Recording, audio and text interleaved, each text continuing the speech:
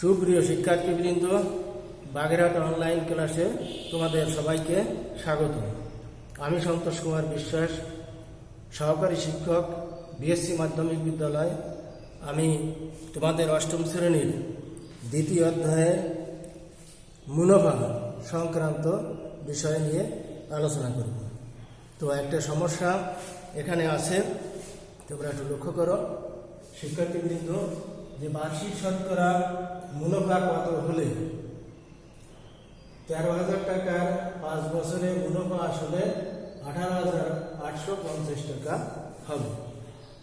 তো এখানে চাচ্ছে যে বার্ষিক শতকরা মুনাফা কত। প্রিয় শিক্ষার্থীবৃন্দ, তো আমরা এখানে যেটা দেওয়া আছে আমরা একটু লক্ষ্য করি। এখানে আসল দেওয়া আছে 13,000 টাকা, আর সময় দেওয়া আছে 5 বছর, আর মুনাফা আসল দেওয়া আছে 18,850 টাকা। তো আমরা এখান থেকে মুনাফাটা নির্ণয় করতে পারি, অর্থাৎ মুনাফা আসল থেকে যদি আসল টাকা আমরা বাদ দিই তাহলে মুনাফা পাবো। সুতরাং মুনাফা সমান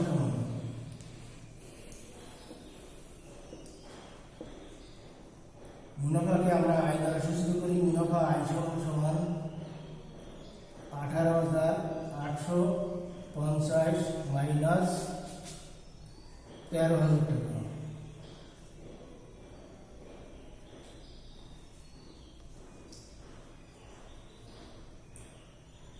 সমান থাকছে কত?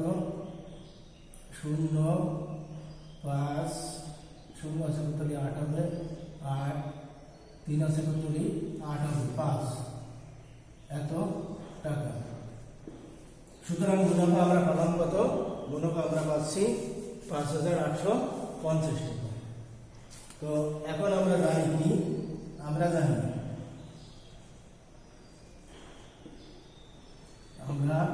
জানি মুনাফা আয় সমান কত? আয় সমান PNR। তো এখানে দেওয়া আছে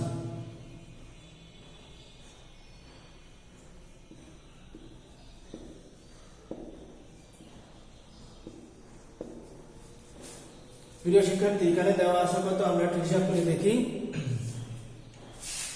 তো আসল টাকা দেওয়া আছে, আসল কত আছে? আসল P সমান কত টাকা? 13,000 টাকা। আর দেওয়া আছে কি? মুনাফা আয় সমান আমরা বের করে নিচ্ছি কত? 5,850 টাকা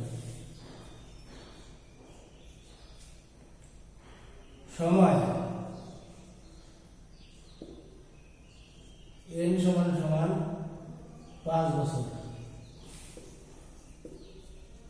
বের করতে হবে কি? বের করতে হবে মুনাফার হার।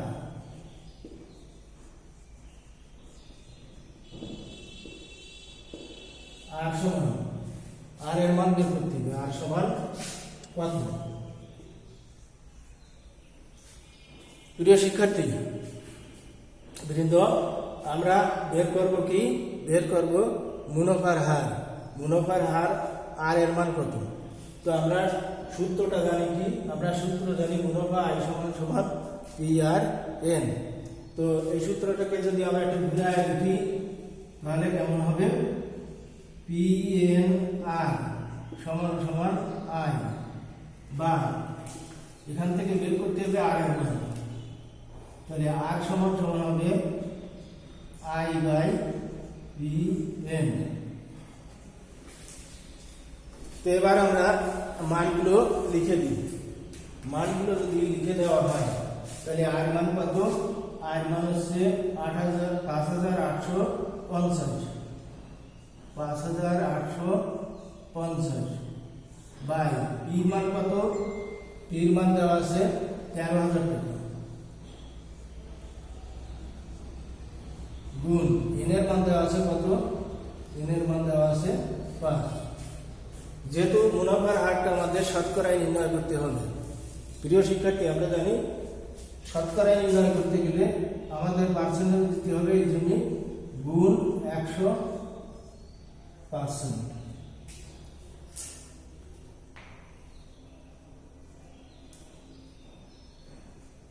এখন একটু কাটাকাটি করতে হবে। কাটাকাটি করলে এই শূন্য আর এই শূন্য কাটে যাবে, থাকে 5 দিয়ে কাটলে 5 1 5, 8 এর ভিতর যায় একবার, 5 1 5 থাকে 3, 35, 8 কে 5 কে নিলে 35 হয়, 5 7 35। তো এই কাটাকাটি থাকছে কত? 117। প্রিয় শিক্ষার্থী এখন নিচে থাকছে কত? নিচে থাকছে কিন্তু 1300। এটা কাটিয়ে গেলে শুধু তার কাটা যায় না, এটা কাটিয়ে দিলে 1300 থাকে। তো এর ভিতরে বা যদি আমরা 13 দিয়ে কাটি তাহলে নিচে থাকে 100, 13 যায় 9 13 117, 9 বার যায় 13 কে 13, 1300 কে 1300 আর 117 ভিতর যায় 9। তো এবার এই 100 আর এই 100 কাটিয়ে দিই, থাকে কত? 9%। তাহলে নির্ণয় মুনাফার হার।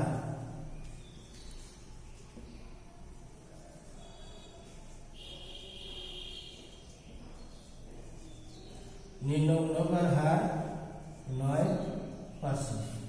প্রিয় শিক্ষার্থীবৃন্দ, আশা করি তোমরা সবাই বুঝতে পেরেছো। তো আমরা আর একটা অঙ্ক দেখি।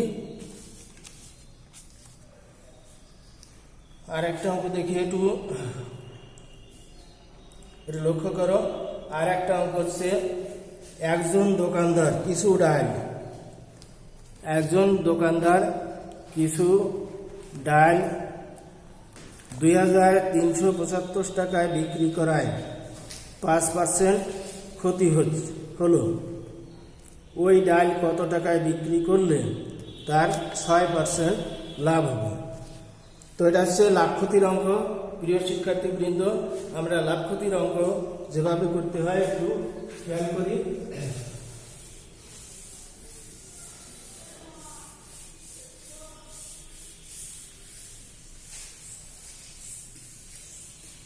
তো এখানে দেওয়া আছে যে একজন দোকানদার কিছু ডাল বিক্রি করছে কত?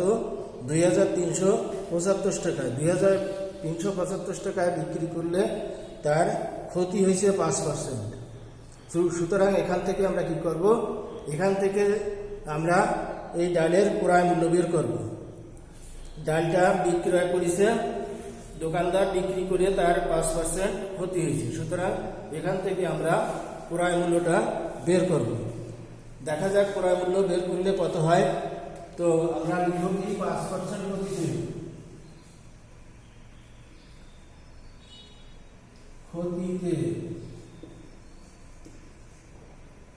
ক্রয় মূল্য।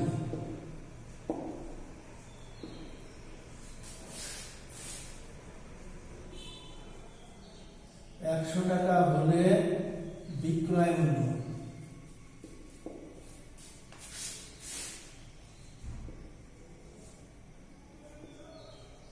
-5 সমান 95 টাকা। প্রিয় শিক্ষার্থীবৃন্দ, যদি 5% ক্ষতিতে বিক্রি করে তাহলে তার বিক্রয় মূল্যটা হয় 100 টাকা, দ্রব্যের বিক্রয় মূল্য হয় 95 টাকা। তো যেহেতু আমাদের ক্রয় মূল্য বের করতে হবে, সুতরাং এই কথাটা আমরা ঘুরায় লিখি। বিক্রয় মূল্য 95 টাকা হলে ক্রয় মূল্য হবে 100 টাকা। বিক্রয় মূল্য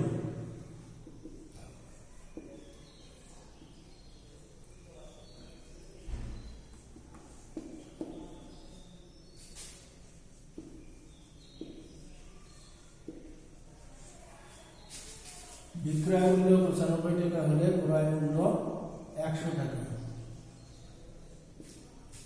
বিক্রয় মূল্য 1 টাকা হলে ক্রয় মূল্য হয় 100/95। বিক্রয় মূল্য কত দেওয়া আছে? বিক্রয় মূল্য দেওয়া আছে 2375 টাকা।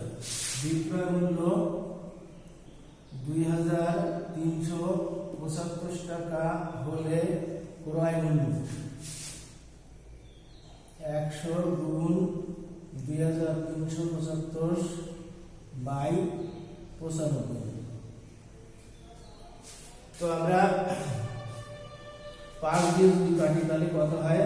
5 1995, 5 23-এর ভিতর যায় 4 20, আর থাকে 3 37, 5 দিয়ে কাটলে 37 দিয়ে 5 7 35, আর থাকে 2 37, তো থাকে 2 35 36 37, 2 থাকে কাটি হলো 5 25, 5 5 25।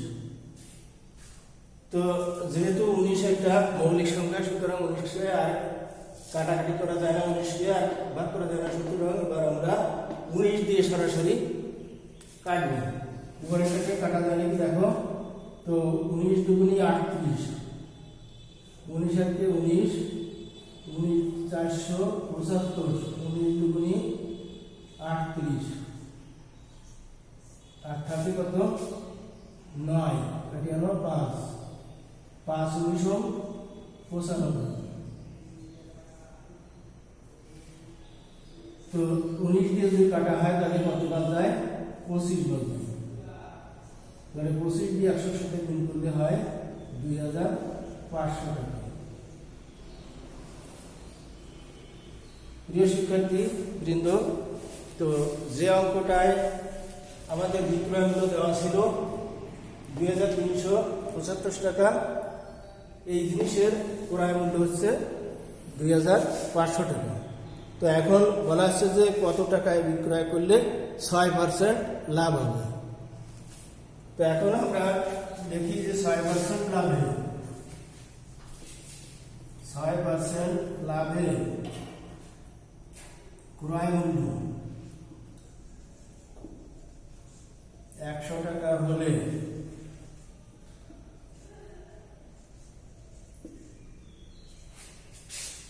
বিক্রয় মূল্য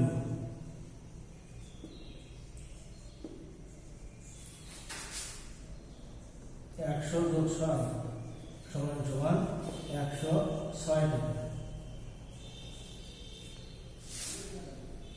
ক্রয় মূল্য 1 টাকা হলে বিক্রয় মূল্য 106 বাই 100 টাকা। তো ক্রয় মূল্য যার 2500 টাকা, তার বিক্রয় মূল্য হবে 106 গুণ 2500 বাই 100। তো 100 সাথে সরাসরি কাটে যায়, 2 শূন্য কাটে গেলে থাকছে 25। 25 যদি 106 সাথে গুণ করা হয় তো 6 25, 6 25 কত? 6 25 150, শূন্য আর হচ্ছে 5 বসে গেল, 25 একটা 25 আর 26।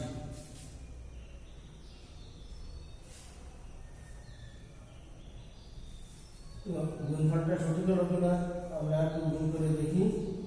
25, তো 5 30, 5 থেকে 5 কাটে গেল 6 দুগুণী 12, 2 থেকে 2, 0 3 2 5 6 2। অতএব নিম্ন দ্রব্যের 6% লাভ করতে হলে 2650 টাকায় বিক্রয় করতে হবে। অর্থাৎ নিম্ন বিক্রয় মূল্য, নিম্ন বিক্রয় মূল্য 2650 টাকা। প্রিয় শিক্ষার্থীবৃন্দ, তো সবাইকে তোমাদের ধন্যবাদ। আমরা দুটো সমস্যার সমাধান করলাম, আশা করি তোমরা প্রত্যেকে বুঝতে পেরেছো। সবাইকে ধন্যবাদ। ওকে।